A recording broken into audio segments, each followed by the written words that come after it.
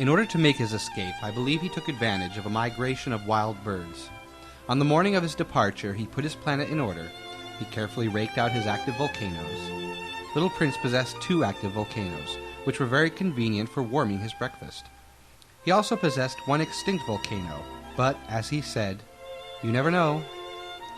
So he raked out the extinct volcano too. If they are properly raked out, volcanoes burn gently and regularly, without eruptions. Volcanic eruptions are like fires in a chimney. Of course, on our Earth, we are much too small to rake out our volcanoes. That is why they cause us so much trouble. The little prince also uprooted, a little sadly, the last baobab shoots. He believed he would never be coming back, but all these familiar tasks seemed very sweet to him on this last morning. And when he watered the flower one last time and put her under glass, he felt like crying. "Goodbye," he said to the flower. But she did not answer him. "Goodbye," he repeated. The flower coughed, but not because she was cold. "I've been silly," she told him at last. "I ask your forgiveness. Try to be happy." He was surprised that there were no reproaches. He stood there, quite bewildered, holding the glass bell in midair. He failed to understand this calm sweetness. "Of course I love you," the flower told him. "It was my fault. You never knew." "It doesn't matter. But you were just as silly as I was. Try to be happy. Put that glass thing down. I don't want it any more." "But the wind." "My cold isn't that bad. The night air will do me good. I'm a flower." "But the animals." "I need to put up with 2 or 3 caterpillars if I want to get to know the butterflies. Apparently they're very beautiful. Otherwise, who will visit me? You'll be far away.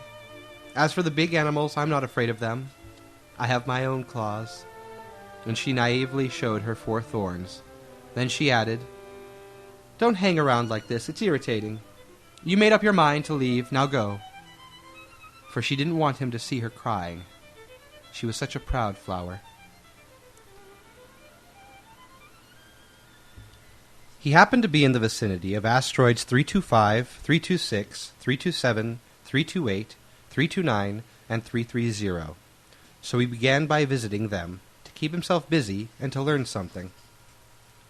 The first one was inhabited by a king, wearing purple and ermine. He was sitting on a simple yet majestic throne. "Ah, here's a subject," the king exclaimed when he caught sight of the little prince. And the little prince wondered, how can he know who I am if he's never seen me before? He didn't realize that for kings the world is extremely simplified. All men are subjects. "Approach the throne so I can get a better look at you," said the king, very proud of being a king for someone at last. The little prince looked around for a place to sit down, but the planet was covered by the magnificent ermine cloak, so he remained standing, and since he was tired, he yawned. "It is a violation of etiquette to yawn in a king's presence," the monarch told him. "I forbid you to do so." "I can't help it," answered the little prince, quite embarrassed. "I've made a long journey, and I haven't had any sleep." "Then I command you to yawn," said the king. "I haven't seen anyone yawn for years. For me, yawns are a curiosity. Come on, yawn again. It is an order." "That intimidates me. I can't do it now," said the little prince, blushing deeply. "Well, well," the king replied, "then I command you to yawn sometimes, and to sometimes to... He was sputtering a little and seemed annoyed, for the king insisted that his authority be universally respected. He would tolerate no disobedience, being an absolute monarch. But since he was a kindly man, all his commands were reasonable.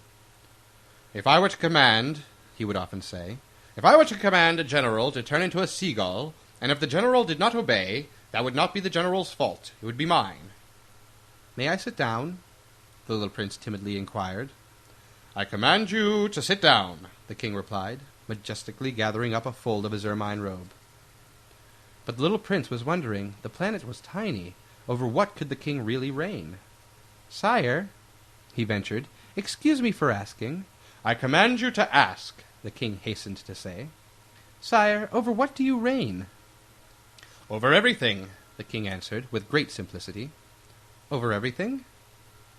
With a discreet gesture, the king pointed to his planet, to the other planets, and to the stars. "Over all that?" asked the little prince. "Over all that," the king answered. For not only was he an absolute monarch, but a universal monarch as well. "And do the stars obey you?" "Of course," the king replied. "They obey immediately. I tolerate no insubordination." Such power amazed the little prince. If he had wielded it himself, he could have watched not 44, but 72, or even 100, even 200 sunsets on the same day without ever having to move his chair. And since he was feeling rather sad on account of remembering his own little planet, which he had forsaken, he ventured to ask a favor of the king. "I'd like to see a sunset. Do me a favor, your majesty. Command the sun to set." "If I command a general to fly from one flower to the next, like a butterfly, or to write a tragedy, or to turn into a seagull, and if the general did not carry out my command, which of us would be in the wrong, the general or me?" "You would be," said the little prince quite firmly. "Exactly. One must command from each what each can perform," the king went on. "Authority is based first of all upon reason. If you command your subject to jump in the ocean, there will be a revolution. I am entitled to command obedience because my orders are reasonable." "Then my sunset?" insisted the little prince, who never let go of a question once he had asked it.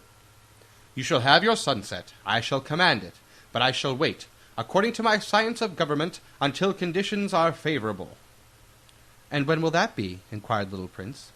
Well, replied the king, first consulting a large calendar. "Well, that will be that will be tonight around 7:40, and you'll see how well I am obeyed." The little prince yawned. He was regretting his lost sunset, and besides, he was already growing a little bored. "I have nothing further to do here," he told the king. "I'm going to be on my way." "Do not leave," answered the king, who was so proud of having a subject. "Do not leave. I shall make you my minister." "A minister of what?" Of justice." "But there's no one here to judge." "You never know," the king told him. "I have not yet explored the whole of my realm. I am very old. I have no room for a carriage, and it wearies me to walk." "Oh, but I've already seen for myself," said the little prince, leaning forward to glance one more time at the other side of the planet. "There's no one over there either." "Then you shall pass judgment on yourself," the king answered. "That is the hardest thing of all. It is much harder to judge yourself than to judge others. If you succeed in judging yourself, it's because you are truly a wise man." "But I can judge myself anywhere," said the little prince. "I don't need to live here." Well, the king said. "I have good reason to believe that there is an old rat living somewhere on my planet. I hear him at night. You could judge that old rat. From time to time you will condemn him to death. That way his life will depend on your justice, but you'll pardon him each time for economy's sake. There's only one rat." "I don't like condemning anyone to death," the little prince said. And now I think I'll be on my way." "No," said the king. The little prince, having completed his preparations, had no desire to aggrieve the old monarch. "If your majesty desires to be promptly obeyed, he should give me a reasonable command. He might command me, for instance, to leave before this minute is up. It seems to me that conditions are favorable." The king having made no answer, the little prince hesitated at first, and then, with a sigh, took his leave. "I make you my ambassador," the king hastily shouted after him. He had a great air of authority. "Grown-ups are so strange," the little prince said to himself, as he went on his way.